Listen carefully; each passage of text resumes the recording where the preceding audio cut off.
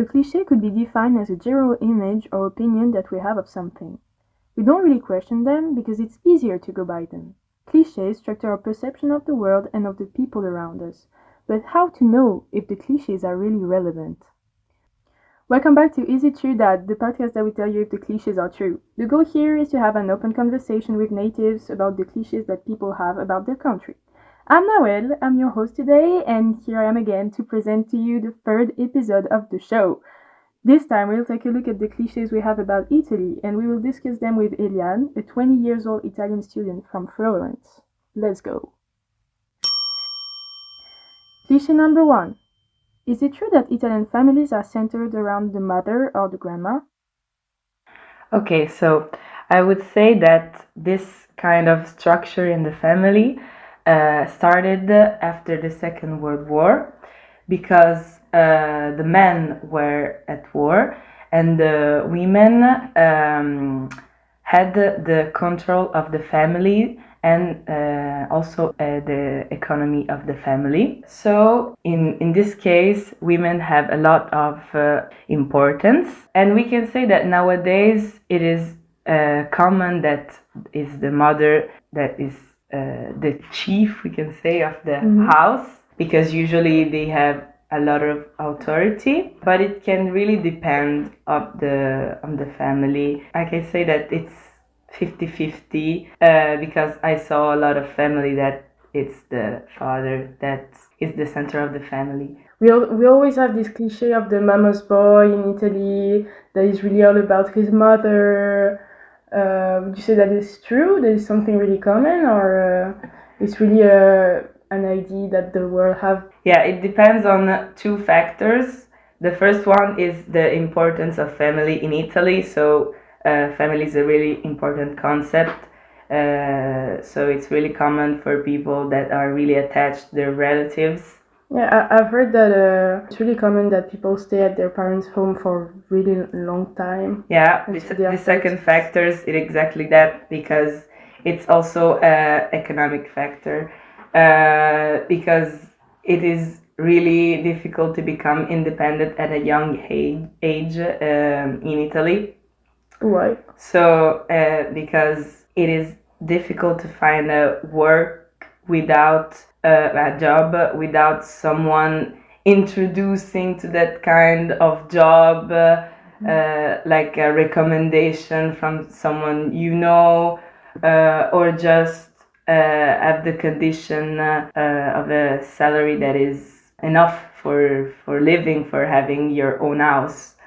So people prefer to stay at their parents until they have an economic stability. Yes. And so that's the second factor, the economic stability.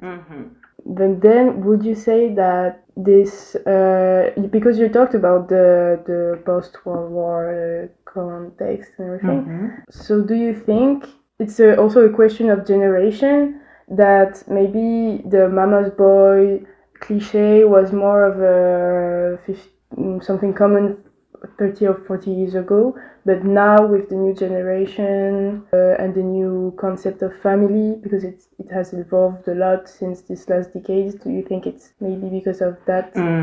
No, I would say it's quite the opposite, because the economy in Italy, I think it's becoming worse and worse. So now people have more interest to stay at their homes. I don't know, maybe the concept of the male that helped the family is not there, because the war was a really long time ago, so the guys don't take the responsibility for that. It's not like those days. Yeah, I would say it's more common nowadays than it was time ago, because also family have evolved, and yeah, before the girls, the mothers, they were important, but when the boys returned from war, it was a little bit a step back in how the house function. I don't know if I made it clear, but you talked about the daughters. What about the daughters? Because we talk about the mothers, we talk about the sons, about the fathers. What about the daughters?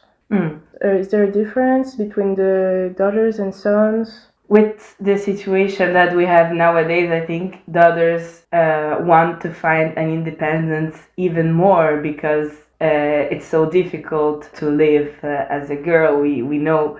So maybe they try to escape from that and they help the family, but if they have the possibility, maybe they will fight even more for find the economic independence. I think it's personal, but I have this kind of vision for myself. What about the considerations that the daughters get in the family? Because in many families we can see a difference of treatment between the daughters and the sons. So I was wondering if there is this mama's boy cliche in Italy. Are the daughters left out, maybe, or? The thing I was really surprised that I saw many times, I would say, is that usually when we eat all together, it's really a ritual in Italy to eat all together as a family. It's always the girls that help in the kitchen. It's never the boys.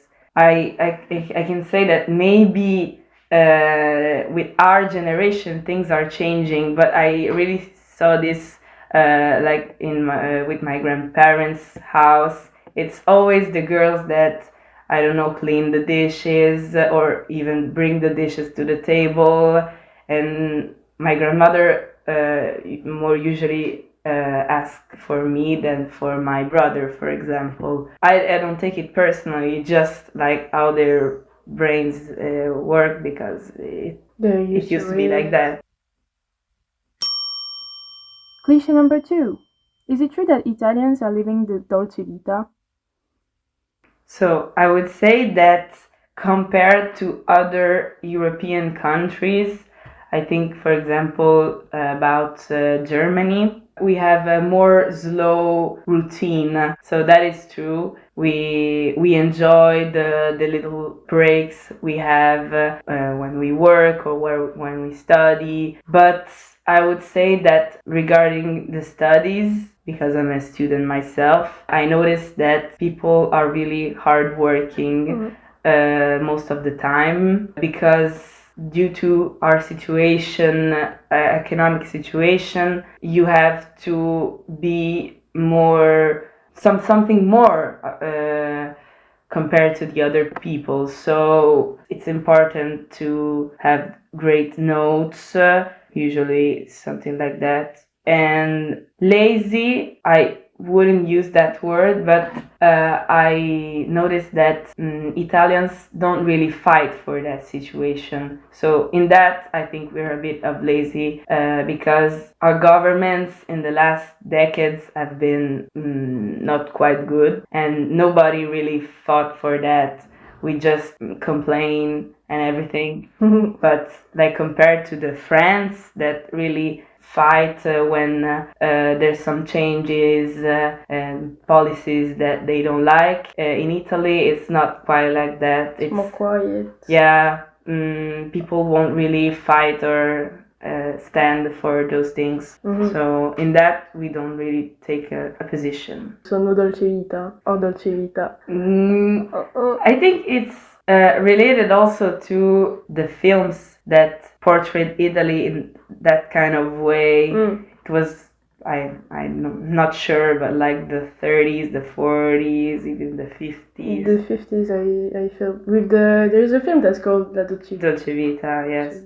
I think that this film portrayed Italy that way, but I wouldn't say that it's like that anymore. Is the postal card not necessarily the reality then? Yeah, the landscapes are really amazing in Italy, so maybe this thing like the holiday in Italy, it's still something really important and popular. But one thing is the holiday, one thing is the everyday life, so there's a really big gap in those two things, I think.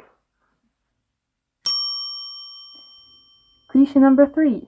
Is it true that Italian people are romantic? It used to be like that. Italian people were seen as the most romantic population, I would say. And also, people say that Italian are the most beautiful people on earth. Italian boys. But I don't know. It's still like that because usually Italian will offer the dinner on a date, for example, or would do some kind gestures, but it's not so frequent. I mean, it really depends on the education of the people.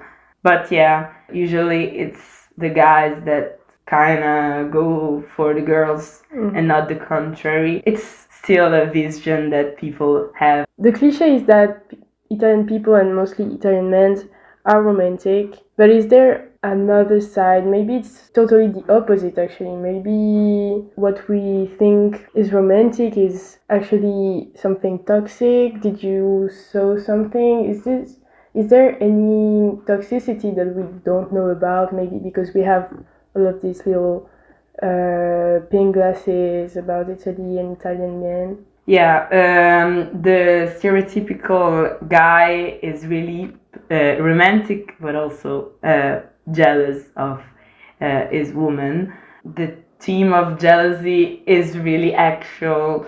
Yeah, because there's some guys that thinks that something that is theirs, it's theirs. So even a girl then. Even a girl? Yeah. Yeah, even a girl. Even for small things, they could get really possessive. And I've seen the statistics, and there are still many murders of women due to possessive guys. We had a lot of strikes about that because the situation slept out of hand a little bit.